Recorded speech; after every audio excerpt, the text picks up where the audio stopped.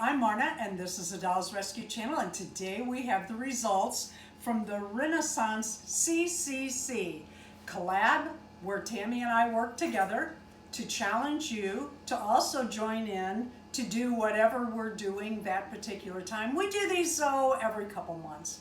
And then the last C is a contest, and we ask everyone to judge our outfits or scenery or whatever it is and give us a score 1 through 10.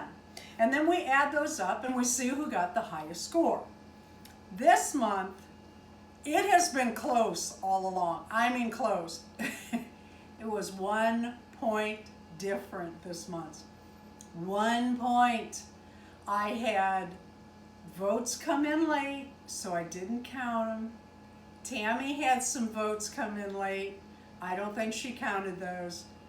Tammy took it, and she made the most beautiful outfits. Congratulations, Tammy. What a fun but hard challenge we had with the Renaissance outfits. They were a lot of work, a lot of fabric, and a lot of time.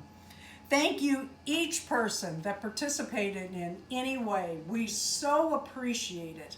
Tammy and I have a lot of fun with these. It's a friendly competition. It's just fun to do things together.